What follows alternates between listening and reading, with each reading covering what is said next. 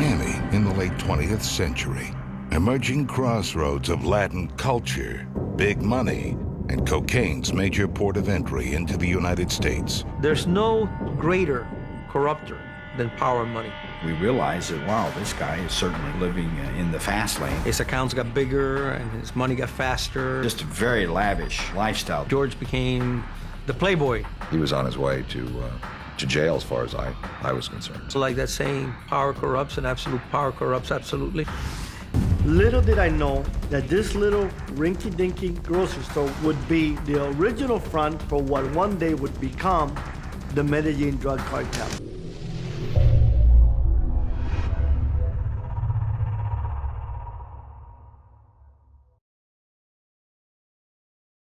So how you doing, George? I'm doing good. I'm hanging in there, brother. You know, one day at a time. You know how that goes.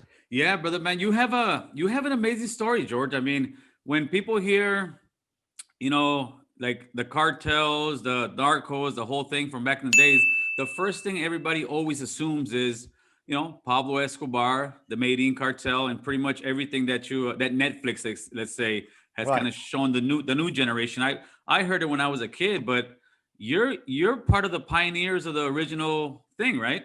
So yeah, I mean, the interesting thing is, like, recently I came out and I said that there was never a Medellin drug cartel. Right. So, and everybody thought that I was crazy. And why was I saying that? And until Jorge Ochoa came out and said, hey, there was no Medellin drug cartel. That's just a name that the Americans gave all the groups that had surfaced in the 80s in Colombia. Because, if they can put them all together, right? Then you have one common enemy you can attack. But there was none. When we started in 76, that's why I like to clarify, and I like to say that I was part of the group that went on to become or be named the Medellin Drug Cartel. Because when I started, the group that I became part of were the only major importers at all to the States. And now let's rewind a little bit and see exactly how you actually started all this. You were actually born in Cuba, correct? Yeah, I was born in Havana, Cuba. Came to the States at 10-year-old, an immigrant. Very wealthy parents in Cuba, lost everything, came to the United States, and literally they had nothing. So when we came to Miami, my mother got left behind, and that's where really my life begins, what I consider like the climatic changes in my life. I was just a good kid, and at Cuba, my mother was very religious, very Catholic, and then my father was nominal. But the reason we're going to leave our life of opulence was because my mother didn't want us to grow up in a country where, we couldn't worship God freely. So that was her reasoning, So anyway, she goes ahead and she applies for us to leave and come to the United States. And when she does that, then my father didn't want to come. He was 40 years old, did not understand English. And he was like, nothing's going to happen in Cuba. He was very, very wealthy. It's, it's like the reason, and I talk a lot about how communism comes into the States. I'm not in the States, comes into countries, right? Is as a result of the fact that, when 95% of the people have all the wealth, 5% of the people have 95% of the wealth, then comes a charismatic figure. And of course, everybody's going to buy. It's ridiculous not to think so, Right. So, and that was the thing with my dad. My dad was like, hey, nothing's going to happen. We're fine. But now my mom, she was like, diehard Catholic. So, we went on like that for a long, long time. And until one day when we left Cuba, I was 10, my brother was 9, and my sister was 5, and she gets left behind. And my father did not want to come. So, but when he saw us boarding the airplane, because my mother grabbed my hand and grabbed my brother and sister to my hand and said, take them to Miami. I'll see you one day. Well, for a 10-year-old, my world had really literally ended, brother. It's like, sure. How it is in the Hispanic family. The mother is the center of the family. So we came to Miami, and of course, it was a big shock. We lived in a 1 square block house, had 2 cars. My dad had assigned 2 cars to my mother because she would always take all the neighborhood kids to the beach. And 11 of us went to sleep in a little 700 square foot apartment in Miami with one bathroom, writing down what time we were going to take a piss because there was only one bathroom. And everyone had to go to school or work. And it was tough. I mean, we bought a little Walmart, well, no Walmart back then, Kmart raft, and that was our bed.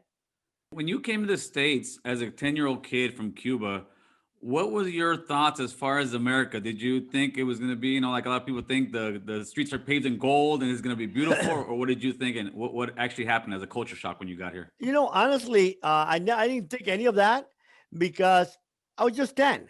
And in Cuba, we had a lot of money. My father was a very wealthy man. And so we didn't know there was difference, Right. not for a 10-year-old kid. But when we arrived in Miami and we're technically coming to be with God, and we landed in Little Havana in the little dump of an apartment, I said, you know what? My mom is crazy. There's no God. God's going to be whoever I make him out to be. And the American dream for me surfaced shortly thereafter, the next day. I see my cousin driving, and this is 1966. So this must have been a 64, 65 GTO candy apple red with white interior, brother. Nice. I mean, I looked at that thing and I'm like, holy cow. That's it. The day I get that, I'll be somebody. Because right now I'm nobody. We don't even have lunch money. We're going hungry every day. And but my father was one of those men. He didn't speak much, but tremendous ethics and value. And I remember one thing my father, which is critical in today's world, my father used to all the time say to me, he said, son, in life, a man has no control whether, he's dead or alive, sick or healthy. No control whether you're rich or poor. I'm like, well, I can identify with that one because I saw that difference quickly. And he said, the only thing a man in life has absolute control is his word. Right. And no one can take your word away except you. You either keep it or you give it away. Propelling back to later on in life when I lay in the floor of a Panamanian jail at the age of 23, get beaten to death, where I bled for 5 months every time I pissed, 5 years. I realized that, hey, if this is all I got is my word, then, it doesn't matter. I might as well die because I can't give up the only thing. So going back to Miami, we worked very, very hard. I remember the first lesson from my dad is, we used to get this powdered milk that they used to give him from Vietnam, Yes. And it never mixed. That damn thing was like sand and water. I can't drink milk till today. And they give him the milk, and he give us 2 eggs, raw eggs, put them in the milk, and that was it. That was our food till dinner time. So I'm in school, and I see this friend of mine. He has lunch. He has a sandwich. So I go back to my dad. I'm like, hey, Dad, my friend has lunch. And he was like, yes. I said, well, he tells me that his family gets food stamps. You know about that, Dad? He like, yeah. I said, well, why don't we get food stamps? I said, because that's for poor people.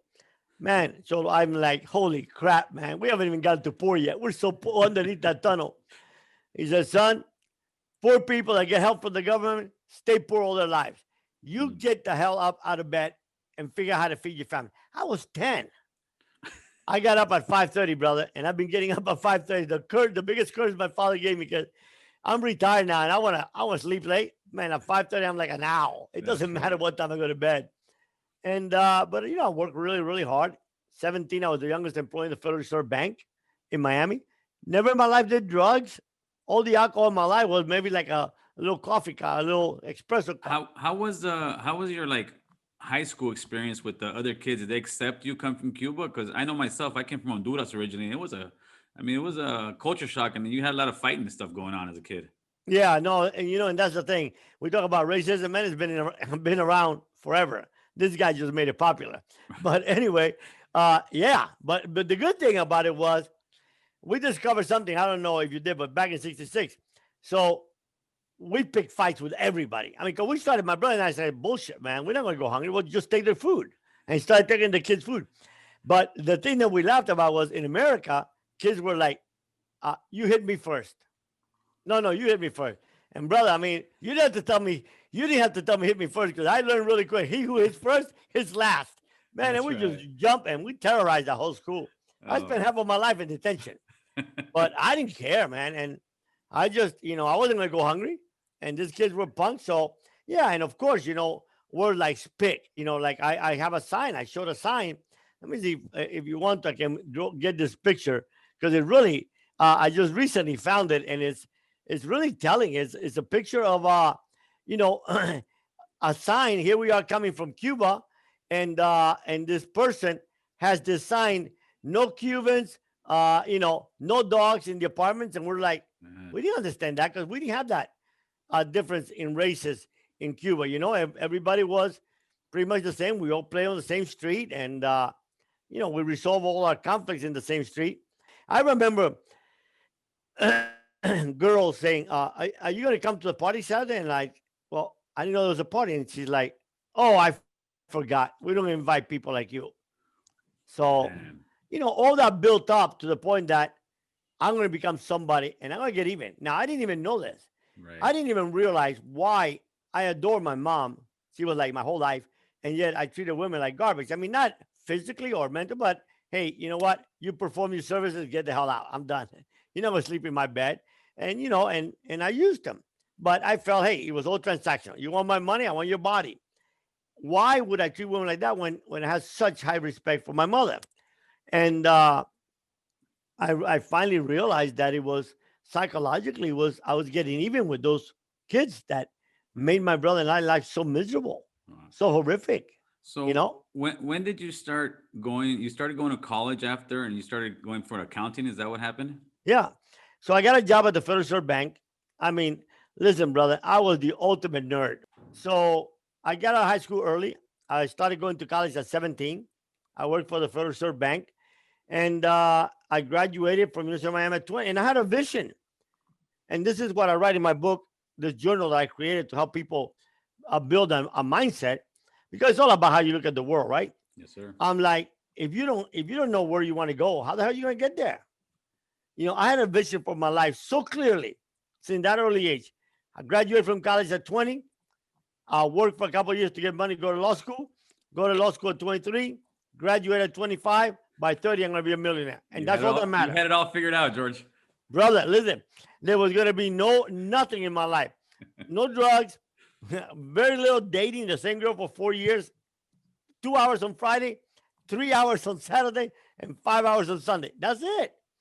I did the same thing because I worked full time and went to school full time. So there was not a lot of time to socialize and stuff like that. So that's how my life went. And I had perfect record, and I just knew that I was going to become somebody until life took a hell of a turn. And this another point that I try to make in my book is, we draw lines. I had a very defined line that I would never cross. But you draw those lines, and one day, for whatever reason, you cross it. Yes, sir. And then it's just so hard to get back, right?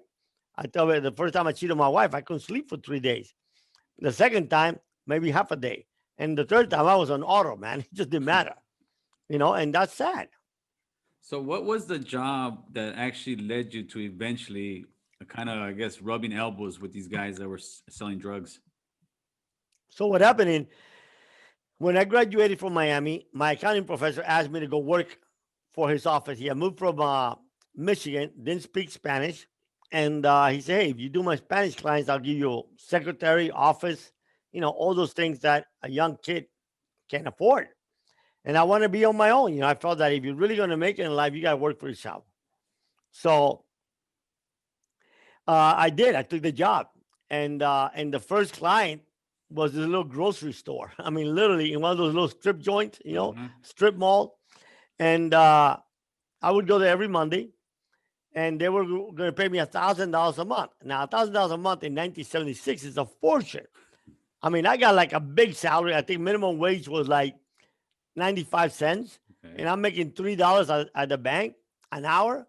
So 1,000 for one day, one Monday, 4 Mondays a month. Dude, I'm done. I'm in. But I went there the first day. So they had a little office at the back of the store. there was a bag there with about $125,000 cash, and I was shocked. I'm like, holy cow. But I was so innocent. I had no idea until something happened. No clue what was going on. So I make a bank deposit. It was a grocery bag. I took it to the bank, and nothing given. Didn't ask no question. The next day I come, the next Monday, there was about 70 some odd $1,000. I'm like, well, maybe they put all this money together. It's all their sales for the year. And man, that's still a lot of sales for this little, store about, I don't know, 800 square feet, whatever the heck that was.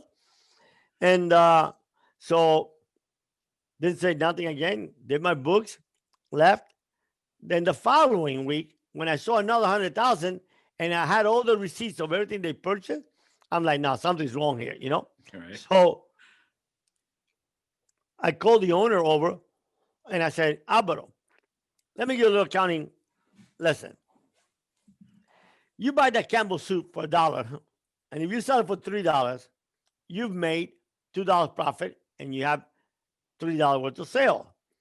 The problem here is I've deposited over $300,000 in the last month, and all your sales are like $1,900, some nothing.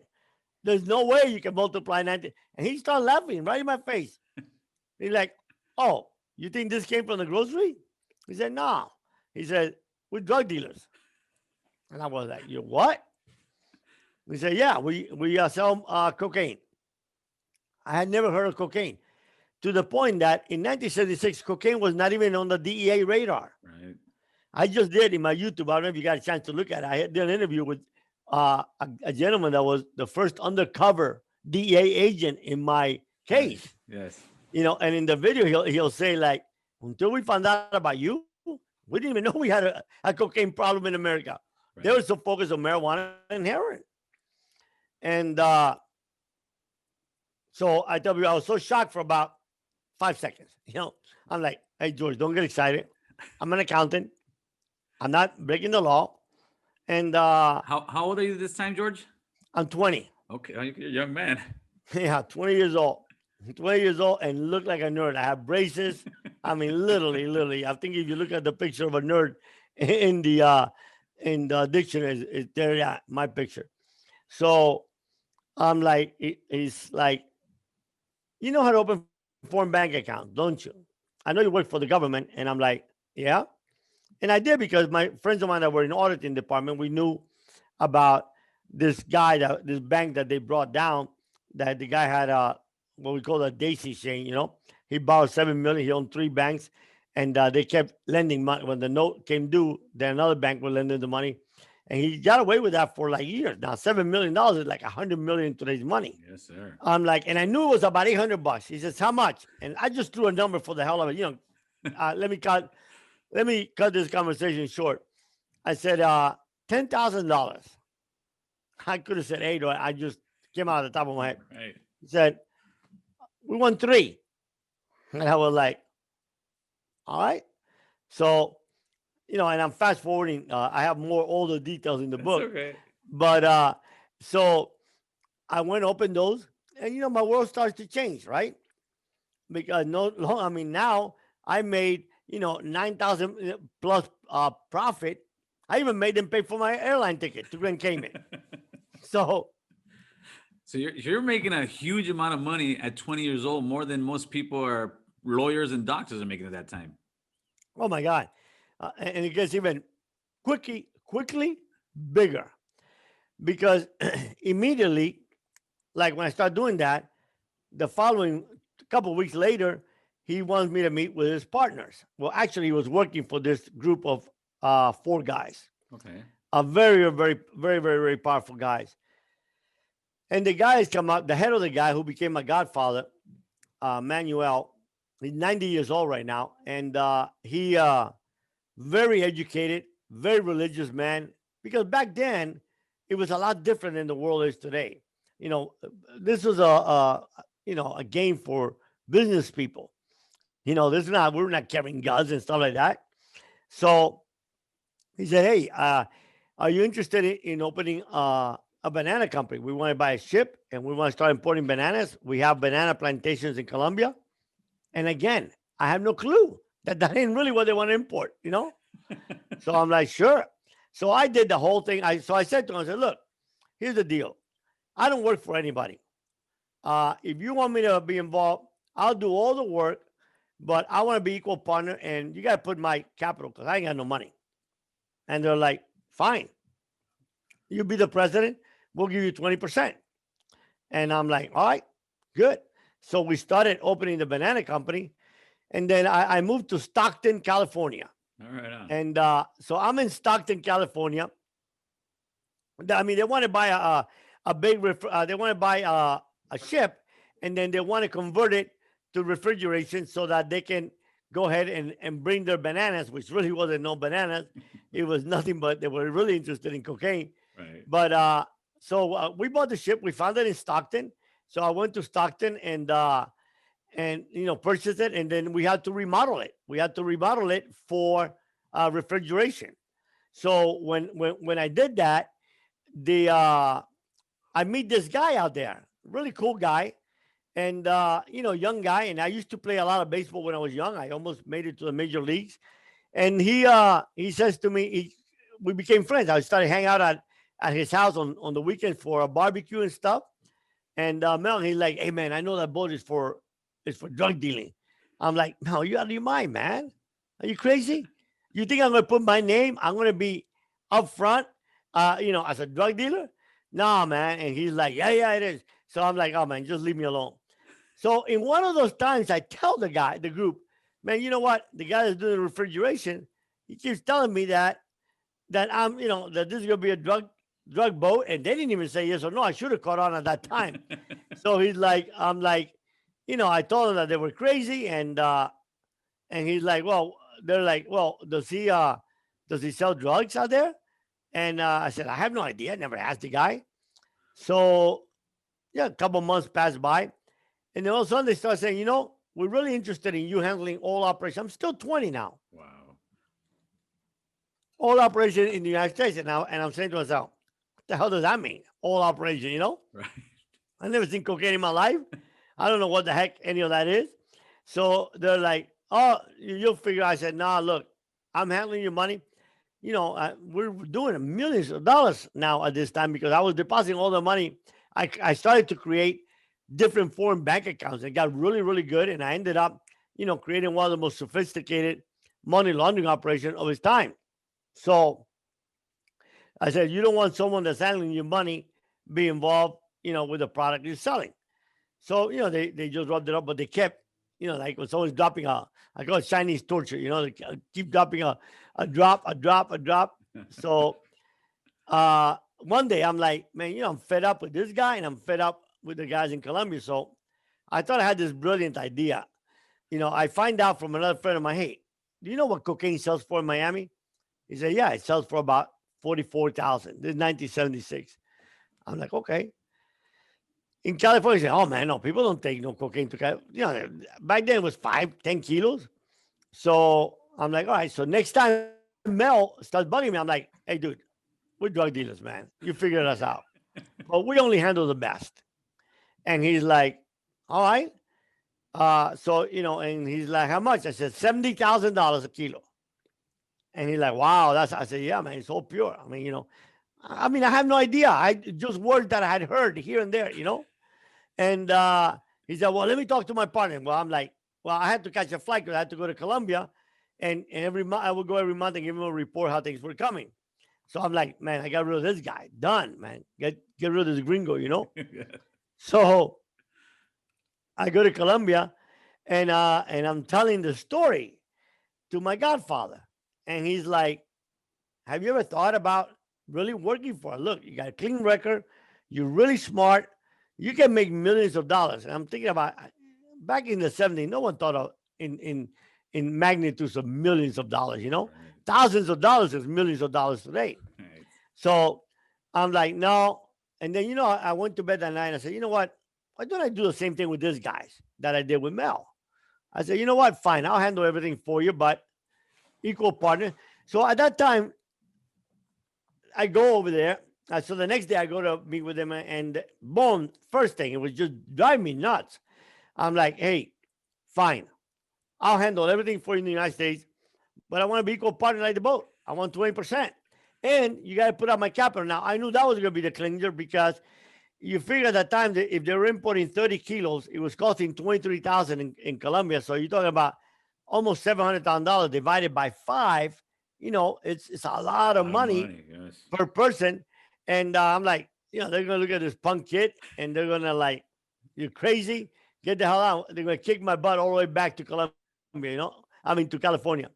So I went, they said, well, let me talk to my partners. And I'm like, yeah, that's done, man. I was so happy. I slept so good that night. So it was almost like a snowball effect where you were kind of bluffing these guys and hoping they say no, but they just kept saying yes. The doors kept opening dude. for you. Next morning, I had to go to the airport, and the driver picks me up and says, Don Manuel wants to see you. So I thought maybe we forgot something about the books or something. I walk in there, and there's all of them are there. And they have this stoic look, and I'm like, shit, man, they're going to kill me. Right. They're going to kill me because I insulted them. I mean, I was petrified. Only time in my life I've been petrified. And they're like, so Manuel sits down and said, look, these are my partner. He introduced each one. And he's like, we agreed. We'll put up your capital until you gain enough capital so that when you do that, I'll show you. Let me see if you can see this. I'm 20 years old in that picture, about to become 21. And when they say yes, man, Cholo, I went like, I got petrified, man. I literally peed in my pants. Oh, because I said to myself, what the heck have I got myself into? Now I'm definitely going to get killed. I'm like, now you're deep in the game. I'm like, guys, I'm your wrong guy. I don't even know what cocaine looks like. I can't tell it from sugar. How do you import it? How do you get it there? How do I get it to the buyers? How do I find buyers? Do I go door to door knocking? Yeah, you want to buy cocaine? What do I do when I sell it? Where do I hide it? Where do I collect the money? How do I transport it to whoever's buying it? Oh, man. I mean, all this thing just went through my head. And they're like, you'll figure it out. And they ushered me off, man. And he said, at the beginning, we'll bring it. We have already some routes until you develop other routes. I'm like, develop routes? What are you talking about develop? What do? I call the airline and say, hey, do you got some cargo space? Right. I got some cocaine I want to tell.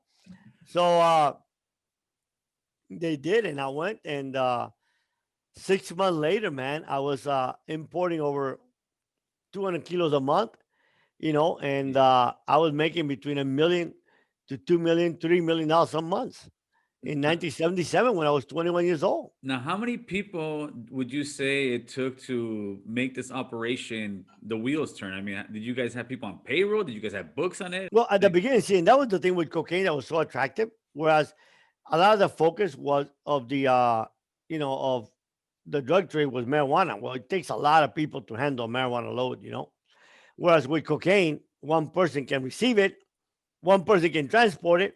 So, I mean, we started by myself. I just started taking it to California the first time. And then, and then one thing that I did is I always hired people that I have known all my life. I didn't hire no strangers. And then as we grew, because we became very, very big, as we grew, I would say the power of two, right? So I hired 2 people that grew up with me, and I tell them to hire 2 other people, each one in the same way that they grew up with them. Right. But they don't know me, and it goes on. Because, I mean, we were importing 500-600 kilos in 1978. And you're talking about at that time, we were doing close to $100 million a month. That's huge. They said that we were making more money than General Motors. That's huge. Yes. So, yes. And it became very intricate. I mean, at that time, then we got, I was having $1 million a month worth of payoffs. So, because what happened, Cholo, is, everybody has a friend, right? So if I want to buy a judge, I ain't going to buy the judge. I just got to figure out who knows the judge. Right. And how do we have someone that knows that person that knows the judge? But it's interesting to say, and it's really clear, because with all this bullshit that's going on, with all these conspiracy theories, Right. and I'm going to tell you this, we were never able to buy a federal judge. I was never able to buy a DEA agent. and I was never able to buy an FBI. Not that I did not try. I tried like hell.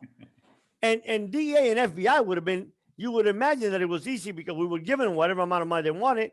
And all we wanted was information. Correct. We didn't need them to look the other way. Listen, we knew that we got so sophisticated how we imported it that we knew that we'd never be able to get caught. The only way we ever get caught if somebody told us. So, when people talk about all this conspiracy and all that, I'm like, okay, all right. So here's the deal. So who comes up with the amount of money you're going to bribe? How do you figure out who you're going to bribe? How do you bribe them? How do you make sure they don't talk? Because it's, the minute they make money, they go buy cars, they buy houses, Yes. and then how do you get to a federal judge? Because if I could, I got pretty close to an appellate judge on my appeals, which was easy to reverse. And one of my attorneys was related to one of the judges in the Fifth Court of Appeal. And I offered $1 million, man. And I'm telling you, it didn't even get to the conversation. So all this bullshit that you can buy all these judges and all that, come on, man. How about the regular police officers? How many would you say at one point you guys every day, anything state, we could buy, all the way up to Janet Reno, who was the United States Attorney General. She was the state attorney in Miami. We had her chief investigator in our payroll. Oh. Sheriffs, you can buy all day long. Just, like I used to tell, everybody has a price. It's only the well-adjusted ones that know what it is. Right. So we could buy, and we bought customs agents. We brought 2.5 years. We're bringing 500 kilos a month right to Miami International Airport. Now, when you guys were doing all this at the peak of it, was it like running a Fortune 500 company? Were you guys having meetings? Were you guys brainstorming? Were you guys allocating money for bribes? Were you guys allocating money for boats, ships? How was this whole network going? And it was exactly handled like that. It was handled like a Fortune 500 company. Recently, there's going to be a big series, 6 episodes, coming out on one of the big streams. I just put it that way. I can't say who they are, but I don't know why they don't want me to say. It's going to come out in March. And it's called Cocaine Cowboys, The Boys, the last segment of Cocaine Cowboys. Yeah, that's a great series. Yeah. So what happened here is the producers finally found out who I was, but how it got to it is because they did it about this kid that I grew up with, a guy named Sal Magluta, who was a champion, world champion boat racer. And they're like, man, we just can't figure this out. These kids are selling grams at a disco one day. They're high school dropouts. And all of a sudden, they're making millions of dollars. Something's wrong. There's a missing link. Something's not adding up. There's a missing link somewhere. And finally, I think it was the prosecutor who told me, hey, you want to find the missing link? Find a guy named George Valdez. And they're like, who? And like, yeah, George Valdez. What are you talking about? He says, we never heard of him. He says, exactly. Had it not been for his attorney that turned him on, we never would have known. This guy was a businessman. He was always at his office 8, 9 o'clock in the morning, left at 6. The government has never had a wiretap on me, never had a compromising picture on me, and he said he ran this like a business. And that's why in one of the episodes, they asked me, hey, how come it was so easy? How come you were able to walk away? And then you got guys like, you got guys like El Chapo, who had more money than you did. You had guys like Sal that had more money than you did. Pablo that could have had more money. They had passport, airplane. Why didn't they leave? And why was it so easy for you to walk away from the game? And I really, no one had ever asked me that. And I answered right off the top of my head. I said, because I was not a drug dealer. See, I looked at this as a business. I had construction company. I had cattle. We had interest in airline companies. We had interest in emerald mines, in coal mines. So we have businesses all over the world, literally. And so cocaine was just another business that I handle. Now, all those other businesses you just mentioned, obviously there was some kind of front for you to also launder money and stuff, but were all those actually self-sustaining, successful businesses? Oh, made millions. So yeah, so I'll tell you a story. So this guy comes up to you one idea. Back then there was no, Blockbuster or no video like that, right? So he's like, hey man, why don't you get these little cargo vans and we remodel it inside, and then we go to people's house and rent them a video for $5, and then they can return it. We pick it up for free. And he's like, you can have 4 or 5 vans. It was one of my boys. He said, you have 4 or 5 vans. And if you do that, then he says, what will happen is that sooner or later, you got 10 vans, and you can say that you're making $3,000 a night. It doesn't matter if they make any money or not. I'm like, man, that's a pretty good idea. So the problem was the van started making more money than we wanted to launder it to the van. And then it was a big headache dealing with it, because we just I just gave it away to him. Hey, you keep it. Yeah, we're making, I don't know, we're actually making $3 legit. People were just eating them up. So, but all those companies made a lot of money. And I mean, I paid millions of dollars in taxes.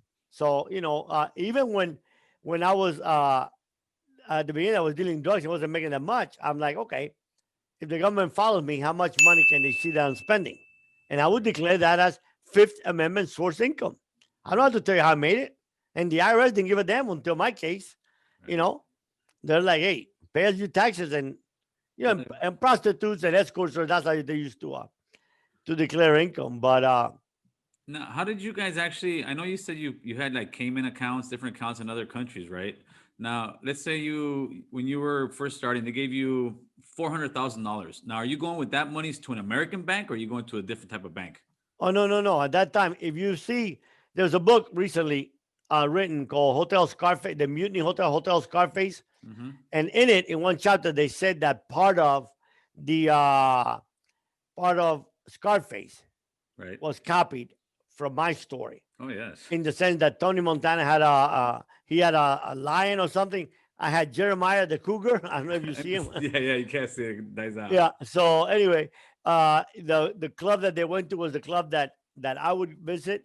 And the guy that kills Tony Montana was my partner in Bolivia, Roberto Suarez. Right. So we would go to the banks, literally any local community bank. And if we deposited $1 million, we give $20,000 to the manager. He would open the bank for us when the bank closed. And literally we went with shopping bags. And then from Cayman, I ended up then meeting ministers of finance in different countries all over the world, Switzerland, Liechtenstein, and so I created a web that no one was ever able to discover, because we would deposit here, would go to a number account in Cayman, and that would be split in different ways to different accounts around the world, and then back to one central account to whoever money that was going to be for, Now, as much money as you guys were moving, I'm not sure exactly the years. So I'm a little younger than you, but I know in the late 70s, early 80s, the rest of the country in America was going through a recession, but Miami was going through a boom. Yeah, recently in Twitter, they came out. Somebody, Billy Corbin, the director of Cocaine Cowboy, he made a tweet that said, trickle down economy doesn't work except for the cocaine boom of Miami. I mean, literally, Miami was a dump, man. Yes. We built Miami. And I answered the tweet and I said, exactly. And the reason we were so successful was because we made everybody around us successful. We spread the wealth, so we're not making millions and saying that people can make $15 an hour. It's pitiful. It's pathetic. And that's what happened in Miami. Yeah, because what we ended up doing is we ended up building a lot of the old Brickell Avenue we built, not Brickell now, but back then, all those apartments, all that Miami was built strictly with drug money. Right. If you think about $100 million,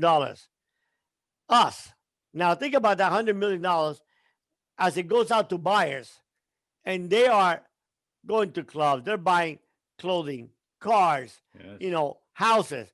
I mean, it was a big, Miami. Shortly before that, we had the oil crisis when mortgages were 20%, and gas lines were enormous in Miami. So yeah, Miami was built strictly on cocaine money. So now you're in the game. You've been in it for a couple of years. Let's go into the phase of you had your famous airplane crash. How did that come about? Yeah, well, because and recently, as I see a lot of the stuff that goes around the world, I'm about to write a great article. And it's funny because I've been writing pieces of it. And so I'm going to release the title of it, a blog in your show. And the article is How Pablo Escobar and his assassins were so identical to Donald Trump and his congressional supporters. Identical. Wow. Okay. Identical. Okay. I mean, one is selling politics, the other is selling drugs, but the similarity you'll see is very, very powerful. But so I was telling this friend of mine, I'm like, you know what? It's crazy how ego destroys people. Because here I was, solo making $1 million, $2 million a month in 1978, 77, 79. I had jets. I was going out with the most beautiful models in America. You know, I was flying all over the world. I had $1 million worth of cars. And why? I mean, it wasn't because of the money. I remember one time I'm in my office in my house, and she's like, can you move the sofa? Because I haven't swept behind it, and it was cornered, you know, it was put at the corner. I said, sure. So I moved it, and there was a bag with $70,000. I didn't even know who the hell dropped it there. $70,000 back then is $500,000, $600,000 today. Huge. You know? So it wasn't the money. We were making so much money that it was that ego that you got to do something bigger, that adrenaline, you know, that you never satisfy, you know? So therefore, you know, that's how how Miami was, how we did. And so a friend of mine comes and says, hey, the government of Bolivia, which was through Roberto Suarez, says they want to meet with you because they say that they can sell you cocaine at half of what it costs in Colombia, because Colombia is not producing any cocaine at this time, right? Colombia is just buying the paste, buying the cocaine already, you know, from Bolivia and all those countries, Ecuador. Oh, really? At this time, Colombia wasn't manufacturing their cocaine? Oh, Colombia wasn't manufacturing nothing. I didn't know that. Yeah. Yeah, very interesting. So the most that they would do, and that was like late 70s, was they started to process it, right? They would get the paste from Bolivia or Ecuador, and then they would go ahead and process it. But at that time, it was costing us 21 to 23,000 in Colombia, and they're offering it to me at 10. And also, for every kilo that I buy, they give me one on credit. So it's like offering it to me at $5,000. So as a businessman, you're seeing, all right, here we go. We can grow this profit margin more. We can go from 3 million. I can go from making $2-3 million a month to making, $14 million a month. Man. So, but I remember when I told my godfather, he was like so upset. He was irate. He's like, no, you're making more money than any human being ever thought possible. Why would you want to risk? You have this thing down to a science. Everything goes so smooth. Why you want to go in that foreign territory? You don't know what can happen. And sure enough, so I went and worked out the deal with Suarez. And when we were bringing the first load, so I went and took the pilots from Miami to Colombia because the airplane had to make a pit stop in Colombia, refuel, then go to Nicaragua, refuel, and onto the States, right? Because it was a long distance all the way from Bolivia. So I go to Colombia. I go to Colombia to show the pilots where we were going to stop, and then from there I was going to go to Nicaragua because I had a meeting with Somoza that we were going to start bringing in drugs through, diplomatic containers that he had. Can't touch it. So I'm going out there, and then I get a call from Bolivia, from my guy that was over there, and he's like, "Hey, they screwed you," and I'm like, "What are you talking about?" He said, "Well, number one, they don't have, all they have here is the drugs that you paid for." Man, and I got on an airplane. I went down there. And when I met across these people, I'm like, if you screw me again, I'm going to kill you. Now, I never killed anybody in my life. But it's interesting that the guy was next to me. He peed on his pants because this guy looked at me and like, dude, I've overthrown 7 governments. Right. I can take all your money right now. And people wouldn't even know you exist. Make fertilizer out of you. And he's like, but you're either crazy or got the biggest set of balls I ever seen. So I had to again get to Nicaragua, but at that time it wasn't like now. Flights from Latin America were once a week, twice a week, three times to different countries. So I'm like, I'll get on the airplane and go. And I went, and we went to Bolivia. And when I got to Bolivia, to Colombia, my godfather saw me in the airplane. He had a seizure. He was so pissed and irate. And I'm like, Manuel, don't worry about it. Nothing's going to happen to me. I'm going to get off in Nicaragua, and then the plane is going to go on to the States. Now, he was afraid because you were flying with dope in the plane, right? Yeah, and then when he saw that there was dope in the airplane, that there was dope there. He's like, well, and the biggest thing he was afraid of was I was controlling this entire empire, which is stupid. Something had happened to me. Who puts the pieces together? They didn't know my buyers. They didn't know the people that, all the different connections that I had, all the people I paid off. They didn't want to know, So I got on the airplane, headed to Nicaragua, and immediately leaving Colombia, we lost an alternator. Oh, And at that time, we had those big bladders, Goodyear bladder, where you put fuel so that with that, you can get to, onto the States, give you more distance. right. So when the alternator went out, we had one left. So they're like, should we turn back? I said, dude, turn back. We're turning back to a jungle. We can only be there like long enough to refuel and get the hell out. And let's just go. In Nicaragua, we have a better chance of getting a part sent from Miami. And then, like, right over Panama, an alternator went out. We couldn't get the fuel from inside the tank, the airplane to the wing tanks.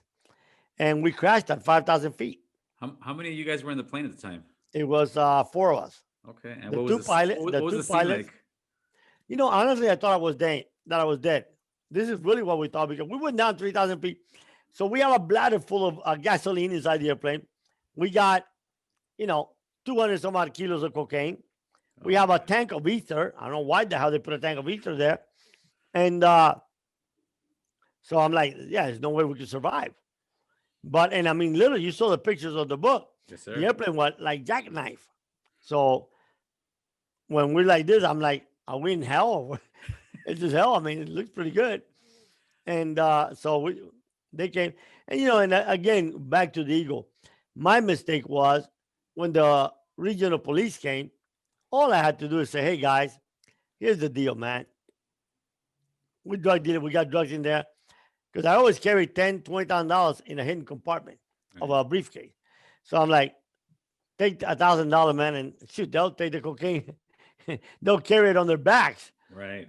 to Costa Rica, which is where we wanted to go, because, we had paid to elect the president of Costa Rica at that time.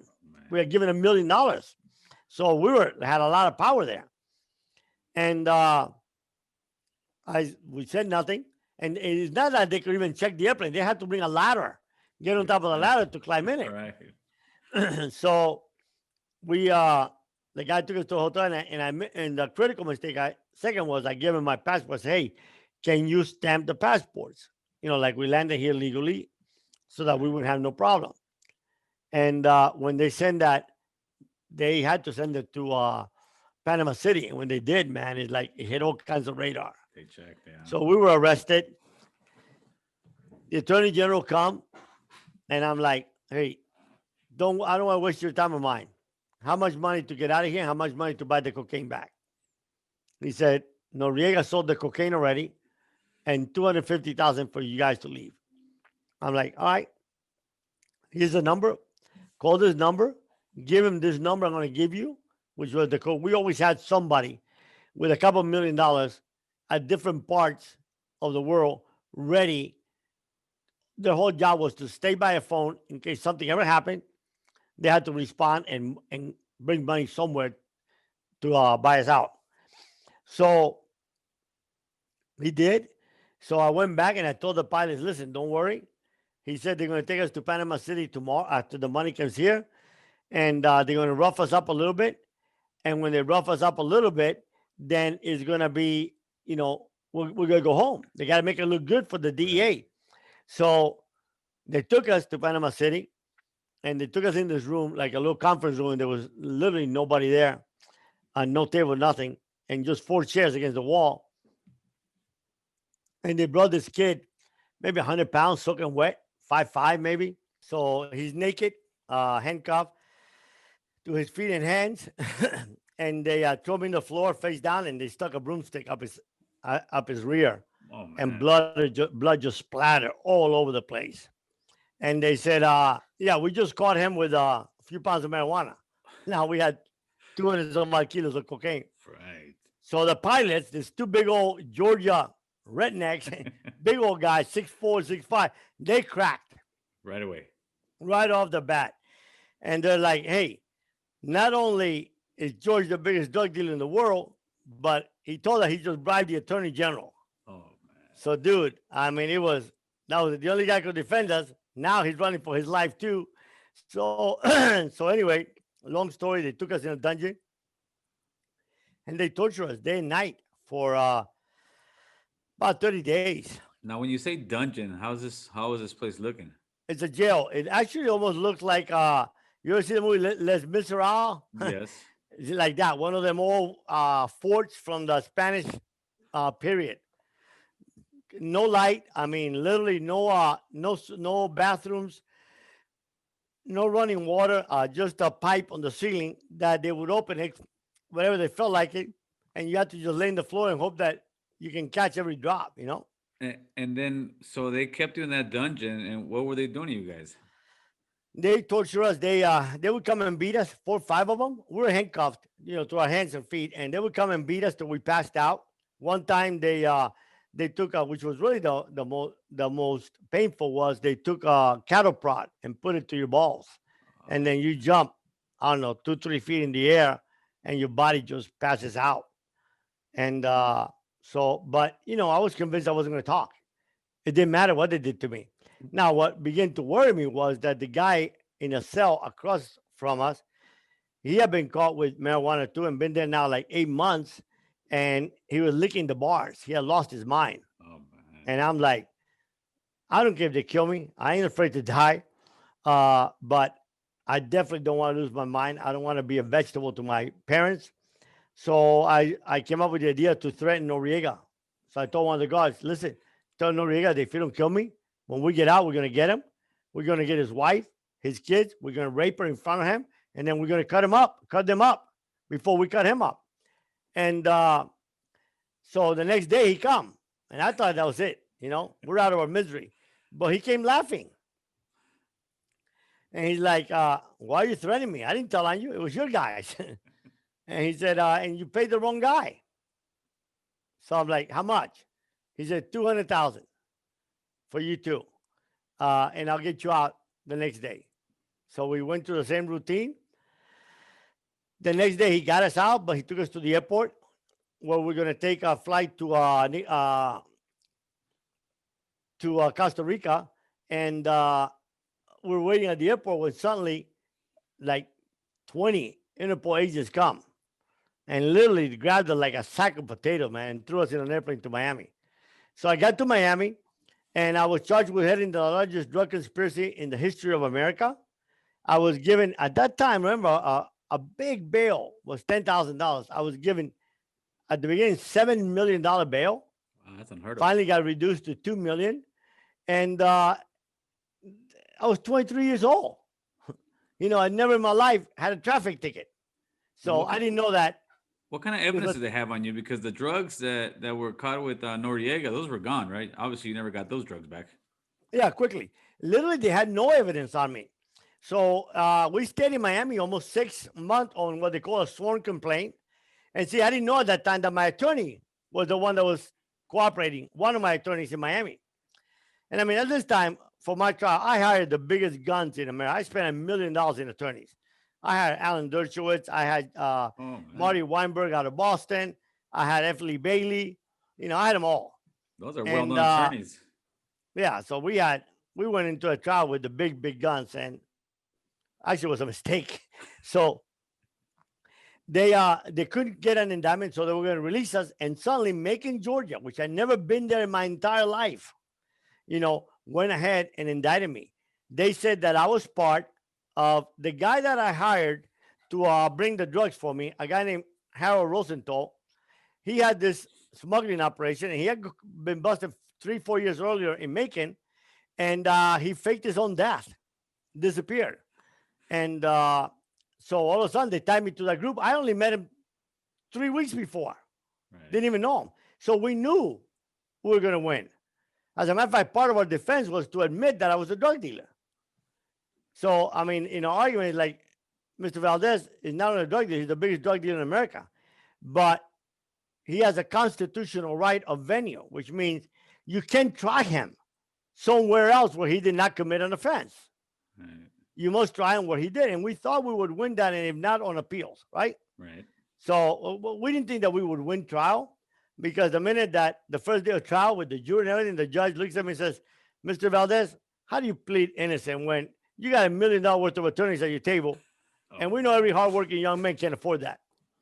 So, and I was cocky and crazy. I showed up to court every day in a limo, bodyguards, and my ex-wife was a model, so she was dressed like worth $1 million, and yeah, I got a conviction. So I was sentenced to 15 years, which is the most they could give you back then for conspiracy, Correct.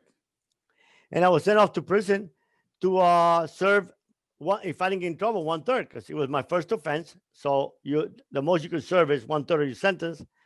So I went there, man. I had a blast in prison, man. A lot of people that work there work for me. Prison is, if you're connected, I had just as much fun. I mean, I even had a relationship with a lady that worked in the hospital. So I had sex every day. So it didn't bug me any. How many years did you end up doing in prison? Would you go to federal prison? Mm-hmm. I did 5 years, 5 years and some month, 4 or 5 months. They didn't give me credit for county time.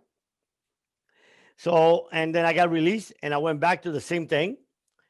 But this time it was different. Now, this is 1984. Things had changed. Oh, Crack yes. came on the scene. Okay. Pablo Escobar came on the scene. See, when we started, Pablo Escobar didn't even exist. There's one name that I always see come up on a lot of documentaries, and I don't hear people really speaking about it.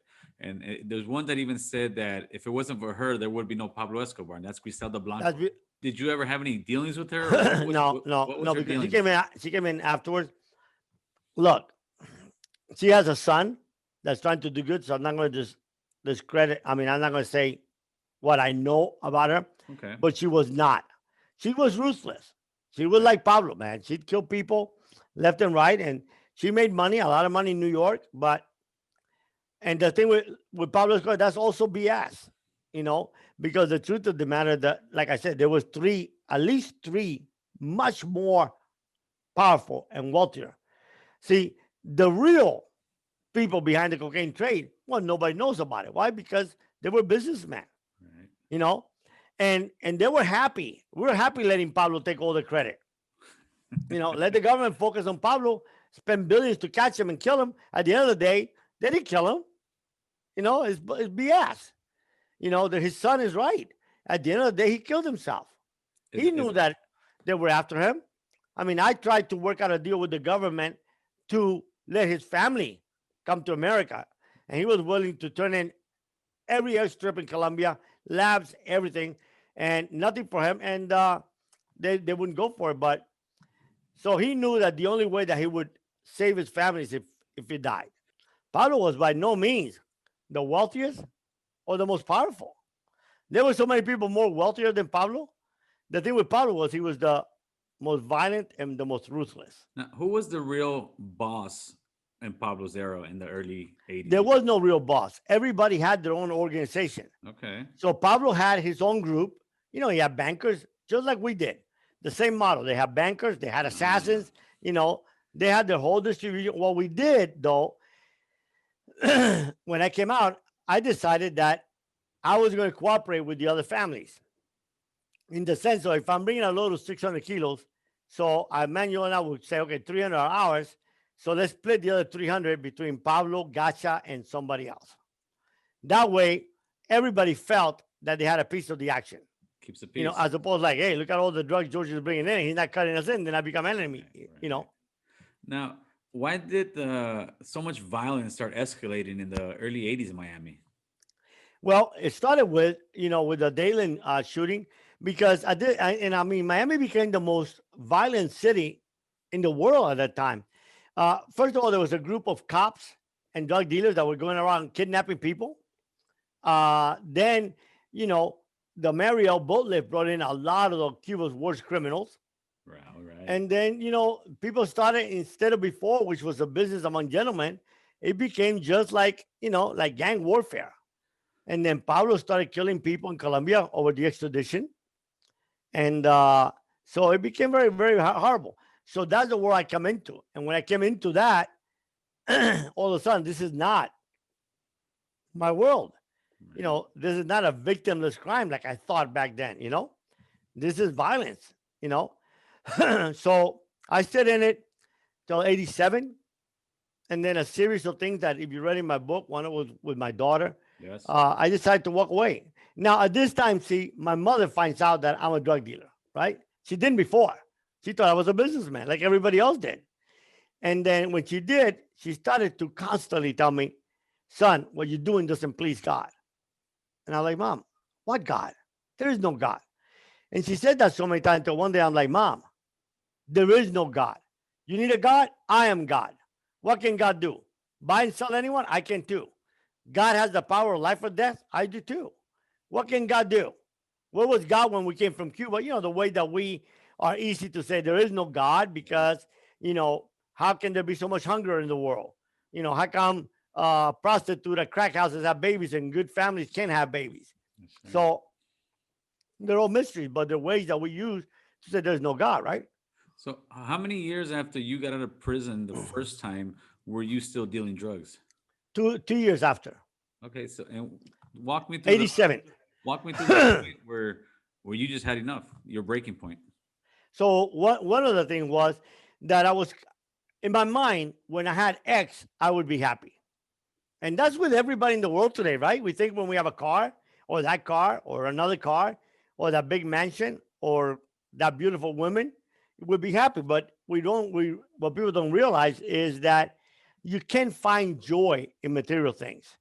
To me, and I don't preach to people, but to me, we all come to the world with a huge void in us. And society is quick to point out that we got what it takes to fill it. Drugs, pornography, wealth, power, whatever you want to call it. For me, I realized that it wasn't until I let Christ come into my heart and fill it that I could ever be happy. So if you're trying to reach Kilimanjaro and knowing that there's the goal you've been waiting for is there in this trunk, and you get there and the trunk is empty, then where do you go from there? What's next? So I had a friend of mine that had walked away from the marijuana business. And at that time, we were breeding horses. And he used to come to the ranch. We had the best quarter horse in the world, totally impressive. And I used to kid him. Hey, Lazaro, how'd you walk away? He's like, man, it's like being pregnant. I'm like, what? He said, you're either pregnant or you're not, brother. You either walk away or you don't. So my mother started convicting me again a lot, and I think my mother had what I call the perfect tough love. She was like, man, she didn't cut me no slack, never took $1 from me. They lived and died in the same little house that they bought when they came from Cuba, which I used to tell Mom, I got whores living in mansions. I want to give my mother the best of the world. Right. That we're not interested. So she never stopped telling me that what I was doing was wrong. But immediately after that, she was like, okay, mijo, what do you want to eat tonight? So I tell parents, tough love ain't kicking your kid on the streets and just get devoured. Tough love is letting them know what true north is. And when they deviate, they know how to come back. And that's what happened with me. Nice. So finally, what ended up being is my little daughter was like, well, 2 incidents before that. I go to California every month. And that day I was going, I put on my suit. I got to my jet. And because I always would have breakfast there. And when I took the first step, I started throwing up. I mean, got sick. And I'm like, I haven't even eaten anything. So I went to the bathroom. And then I started having diarrhea. Throwing out. It was coming out both ends, man. It was like horrible. So when I thought that it went away, I went into, we had an office at the airport in our hangar. So I go and back to the airport, same thing. So I told this guy, Eddie, who was my right hand man, I said, look, you go and tell him I'll go next week. Bring the books, and I'll just go next week. Well, he went and he got murdered. There was a contract on my life within our organization there, and he got killed instead of me. And then I was at the funeral. I had baptized his daughter, and she said to me, she said, Padrino, my father went to be with Jesus. And I'm like, the first time in my life since Panama, ever, never even in Panama, since I left Cuba, a tear came out my side. I'm like, first of all, there is no Jesus. But if there is one, we can go in there. But worst of all, when is my little baby going to tell that to somebody? And like I said, so I had millions, man. I was living the life that very, very few people lived. So I had no interest in, didn't matter to me, Right. So one day, my wife drops my daughter off at the ranch, and I was partying with some Hollywood movie stars. And somehow she got out of her room. And I live in a 10,000 square foot house at that time in my ranch, and came knocking on my door. And I felt so filthy and so corrupt, because he was the only thing in my life that I felt that was pure and sacred, calling out like, Daddy, it's Crystal. Daddy, it's Crystal. I couldn't open the door, because if I opened the door, I would corrupt her, Right. And when she finished crying, I went outside. Like an hour later, I chased everybody out the window, and she was by the floor crying. And that day I said, that's it. This is going to end right now. And how old was your daughter at this time? She was a couple years old. And the interesting thing is, people say, well, how do you change? I didn't know what changed, man. How do you do that? All I knew is, if I'm going north, I'm going to go south. If I'm going east, I'm going to go west. So I moved to my ranch, didn't go back to Miami, where I thought that the sun would rise and fall every day in Miami. I thought Miami was heaven. And I couldn't go out as much now, because, first of all, when I tell the cartel that I am retiring, walking away, it's like I felt I had a month to live. Yeah, of course. Because the biggest thing with them is they couldn't take uncertainty. So you always put yourself in other people's position, right? They're sitting there saying, like, he's going to what? He's making $1 million. Now he hasn't seen cocaine in 2 years. He's making $1 million for saying, send the airplane, don't send it, and for paying some people off. Why? So when they can't answer that why, the easiest thing is the dead can't talk. Right. So, but I didn't care, man. I was so desperate to change my life that it didn't matter. So I hired this guy to come teach me karate. I had a big ranch, professional basketball court. I hired the people that built the baseball field for the Yankees at Disney to build one for me. I mean, it was paradise. And the first day he came, he said, I'm going to teach you about the sword. And I'm like, man, I'm smart, man. I love weapons. We're not going to worry about throwing kicks and punches. This guy's going to pull out samurai. And he pulled out a Bible, man, and I was angry. I was irate, brother. I was so pissed.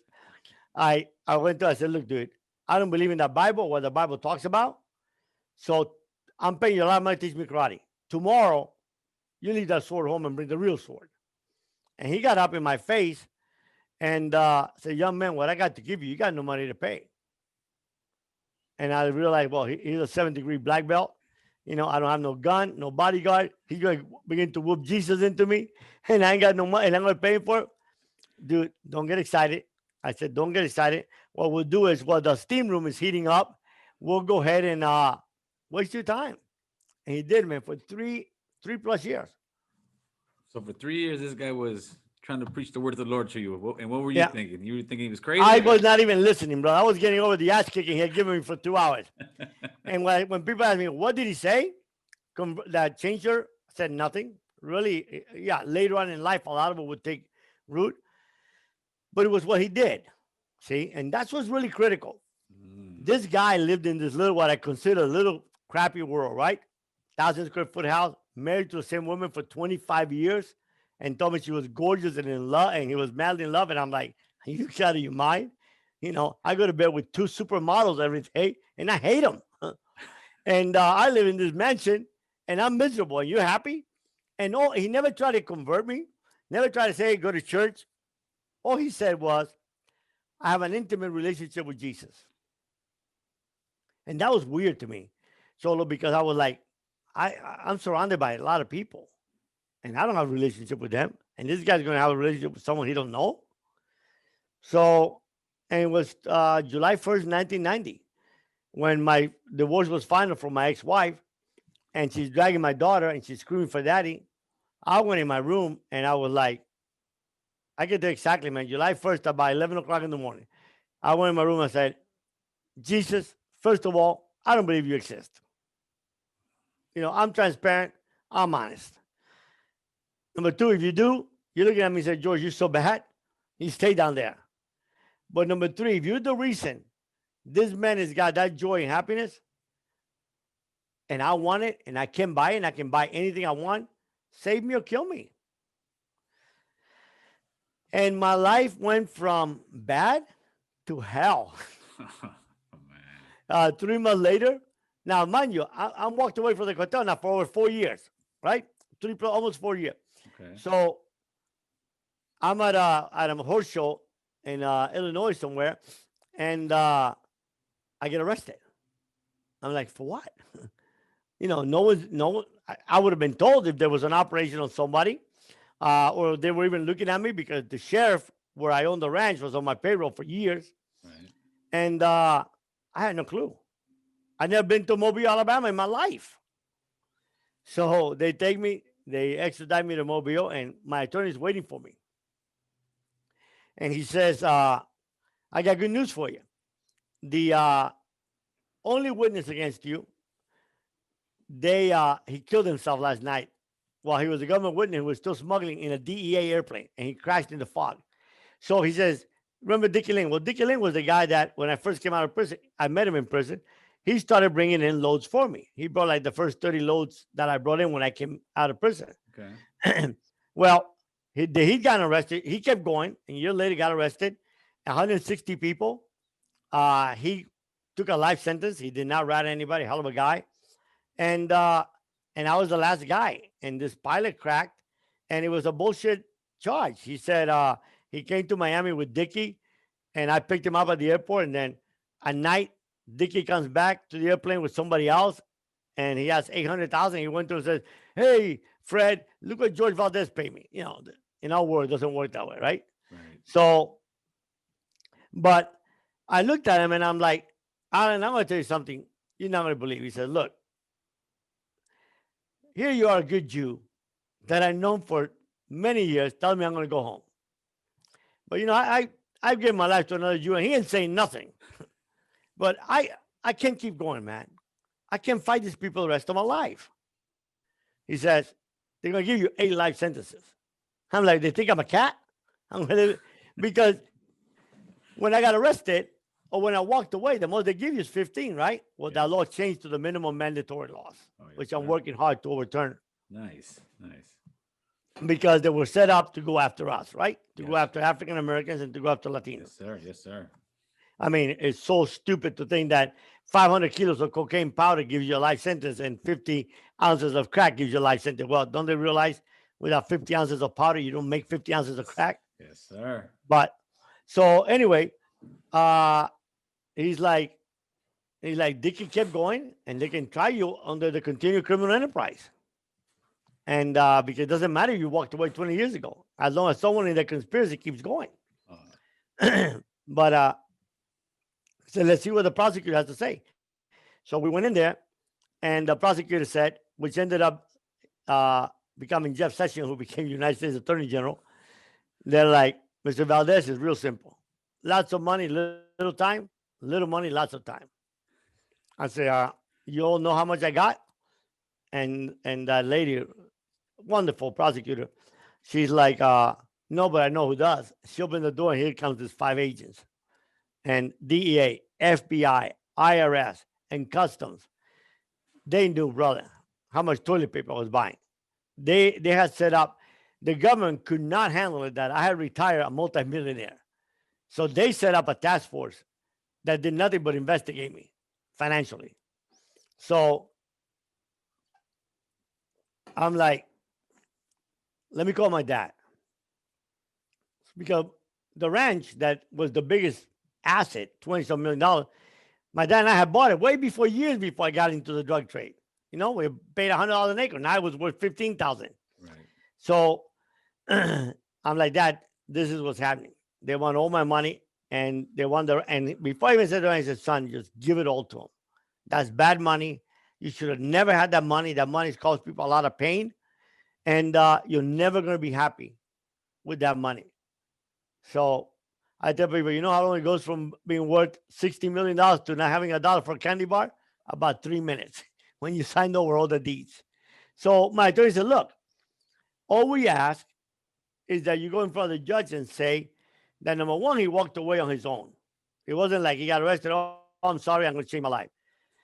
Number two, he's not trying to fight you, and he can fight you. Number three, he's willing to voluntarily forfeit assets that you can take because statute of limitation ran out. And all we want is to be charged under the old law. So the crime that he committed. And the biggest crime you can get him for is violation of parole. So he's got 10 years left on parole. So would you, and the prosecutor didn't care. They were real nice. They're like, yeah, we'll go ahead and, but it's up to the judge. And then the judge went by it, man. And the judge was like, it's my intention to sentence you to a life sentence. He looked at me and said, young man, you're going to die in a federal prison. I'm like, Your Honor, if God doesn't change, first of all, you can only give me what God wants to give me. Number two, if God doesn't change my life, I don't give a shit where I die. I'm dead anyway. I've been dead for 10 years. I'm just walking. And 8 months later, he sentenced me to the 10 years. And I went back for another 5 years. And in prison, I got another bachelor's degree, then I got a master's degree. Oh, good for you. And when I got out, I finished my master's and started a PhD and became one of 5 Hispanics in the country with a PhD. Then when I realized that I couldn't put 6 kids through college on a professor's salary, I started a company from scratch with my wife, and I built it into a multi-million-dollar multinational company. Right on, George. And then I one day I decided, well, if you can't define when enough is enough, only greed is going to drive you. So I dedicate my life now to sending books to prison. You know, I speak. I retired at 55, so my work now is just for the Lord and to help people. You know, I tell people, look, I don't give a crap if you're gay, not gay, homosexual, bisexual, whatever you want to be, trisexual, whatever. I don't care if you're Muslim. I don't care if you're Catholic, Protestant, atheist. I was an atheist all my life. Oh, I can change you. I don't want to change you. I can save you. I'm not going to die for you. And number 3, all I want to do is share how the love of a Jewish carpenter transformed the most hardened of all hearts. That's right, George. I said, dude, if the shoe fits, you wear it. If not, just buy another pair of shoes. How much money did the government at the end take from you once it was all said and done? Over $60 million, 1990. Man, but after they took all that money, you got out of prison.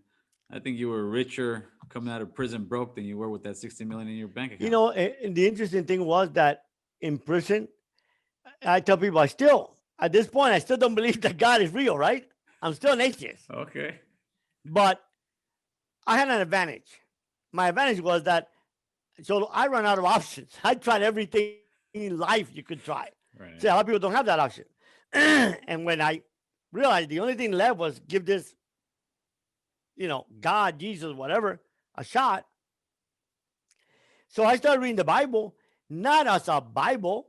First of all, I always read, I'm highly educated. So I started reading it as a historical book. Okay. And it was interesting. Great stories in it, Yes. Then I'm like, you know what? This is a book about morals. Because moral people, it's all about morality, right? Moral people don't kill, rob, steal, cheat. And I began to read it like that. But then I started finding a joy that I never had in my life and have nothing. Not only had nothing, my world, I didn't know if my dad had been diagnosed with cancer, my best friend in the world. I didn't know if I would ever bury him. I didn't know if I would be released to, see my daughters graduate from school, see my daughter get married. I don't know if one day my kids or my whoever was going to come and pick up my body from a jail and bury me. I didn't care. All I cared was that for some weird reason, my life started having meaning. And I started to realize that I have been created for something much greater than what I had lived my life for. Yes, sir, George. Yes, sir. And that we're special. I mean, if you look at your life, you draw a line, you put joy and suffering. We suffer in this world a lot more than we joy, right? Yes. So how can we be so perfect to come? What creator would make someone so perfect to come into the world to suffer? We bury our parents. God forbid we have to bury a child. So if I'm created for something greater, then what is my mission? See, I speak all over the world. And when my book came out, I did the biggest events in America. And I always end up by saying, when the pages of history are written, will history ever remember your name? Or do you care? Mm. You know? Yes, sir. Yes, sir. And I thought history is not going to remember you because you built big companies, big buildings, had a mansion. No, history only remembers those people that have impacted other people's lives. Mother Teresa had nothing. I tell my kids now, hey, do you know about the Vanderbilts? They don't know. Or the Morgans, they don't know who they were. They were the barons that built the great America that we are. But you ask them about Mother Teresa, they know. Yes, sir. You ask them about Pope John Paul, they know. So, and that's the joy, man. And God's been great to me. When we built our company, we gave 10% of our income right off the top. And you own a company, you know how hard that is. But we created a foundation. And this year, which is my main mission, we sent over 38,000 books to prison. Nice, nice. Now, do you go around before the COVID? You're going around giving, I don't know if it's speech is the right word, but you're going around talking to youths. And what are you doing with all this? I did a lot of youth crusades with members of Congress. I did the Memorial of Columbine for Focus on the Family. So I did a lot, but at the end, what I was doing is I was doing a lot of speaking. I was with the bureau because I was getting hundreds of invitations. I didn't know who to tell no to, and I didn't want money to define. So I got with the bureau and I started doing some of the largest events. And so I did that. I also coach. Well, back then we called it mentoring, right? Yes. So I coach people about mindset because people ask me like, how you survived, Yes. tortures, being shot at, lived in the world, become super powerful in the world. Because people say, oh, you made a lot of money because you were a drug dealer. I said, really? I was in prison with thousands of dead broke drug dealers, and I'm the one that had millions. And then I started coming from scratch and made millions legit. So, yeah, my mission, and I write. I have the podcast. I have the YouTube channel. Great stuff on that podcast, by the way. Yeah, I mean, basically, Solo, I'm just telling people, listen, we're not defined by our past. A lot of people think that we do wrong and that's it. That's the end of us. I said, no, we're not. We're not defined by our past. We're defined by our present. And there is redemption. There's hope. I got a prison at the age of 40, dead broke, man, with a label that says twice convicted drug lord, not even drug dealer, head of a crime family. Right. And I ended up having White House clearance, So, and there's a God that is real, that will take you right where he took me. See, the interesting thing for me, why I fell in love with Jesus was, he didn't say, like all this fake televangelists that we see today, pissed me off so bad, man. Yes, I tell people, listen, people hate Christianity, not because of Jesus, because of Christians.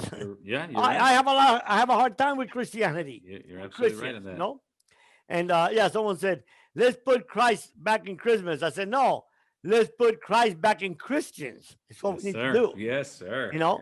And our youth, don't want nothing to do with God. Why? Well, not to say anything bad about this president now, but, you have a guy lying, mistreating people, creating orphans at the borders, all of this stuff, and you are going to give him a pass? Are you out of your freaking mind? I agree. Dude, I agree. applaud the good things that he did. Let's say he did some of the good things he did, but call it out. But Yes. they're all cowards, right? Yes. Because they're trying to cling on to a little bit of power that just eludes you. When are they going to make a movie about you, George? Well, we're There's gotta be working one in on the 3. works. Oh, man. I turned down 5 different Hollywood studios. Really? Now I'm because I didn't want to tell that same story, Right. Narcos and all that. A lot of that stuff is BS. Yeah, but it's It's an amazing entertaining, story. It's an amazing but I story. want to tell a story that was different. I'm different than those guys. Yes. Like Yes. like I told this producer, listen, Pablo, Chop, all of them the same. Poor kid, leaves school, good family, gets involved with drugs, becomes powerful, kills people, lives a lavish lifestyle, kills people, goes to jail or dies. Yes. That's it. All of them. Yeah. I said, Yeah. that ain't me. Well, that's Oh, that. Like with my thing, also, like on my platform, it's the same thing. I can interview guys who are gang members, killers that go to jail, and that's it. No, I interview guys who come out of that life like yourself, but you're cream of the crop, but change their lives. That's what we need to be showing our youth. exactly. Exactly. Yeah, because we glorify it. And see, that's what I told them. I said, look, why the hell would I want to tell you the same story as all of those? Yeah. Mine is different. The story I want to tell is, yeah, I was poor. I was educated. I didn't have to make the choices I did. I messed up, but I come clean and I redeemed myself, and God changed my life. And I didn't look back. Oh, I'm a drug dealer. I'll never get a job. No. Yeah, I mean, I started cleaning toilets, man, and I Man. had a PhD, and I Yeah. was had millions of dollars at one time, because to me, I tell people, they're like, wasn't that embarrassing, demeaning? I said, no. The only thing demeaning for me is not able to provide for my family. That's right, brother. As That's long as I right. can provide, I said, and look, it's not a very complex situation. You work hard, you sacrifice, you do what others do. This is what I tell my kids: work hard, sacrifice, do what others won't do, so you get to do what others can't do. That's great. That's It's great. that simple, Yeah. So you let's know? let's get back to the question. I asked you about the extradition and what your thoughts on it is. Yeah. I think the extradition, and this is what Pablo fought so much, and he was right. Yes. We're the only country in the world that has this conspiracy laws, right? It's almost like right now, India saying that they want to extradite us because we killed a cow. Yes, sir. That was. So what Pablo was saying is, judge me for what I got caught doing. Don't tell me that someone said something out there, and that's enough for you to extradite me. Extradition is not a chart, because all the extradition laws technically are. That's why Colombia banned it at one time. Only under pressure from the U.S. did they brought it, and Pablo fought it, because the thing about it is the extradition law says that you cannot be extradited for something that is not a crime in the country where you committed that crime, that offense, whatever. So Pablo was saying conspiracy is not a crime Yeah. in Colombia. You either caught with the drugs or you're not. Right. You got the proof or you don't. But not in America. I mentioned this in Twitter the other day. Someone said that, hey, what this administration is doing is they're conspiring. And people say, yeah, but they didn't go through with it. Well, the conspiracy, you don't understand conspiracy law. Yes. You don't have to go through with shit. Great All you point. got to do is talk about it.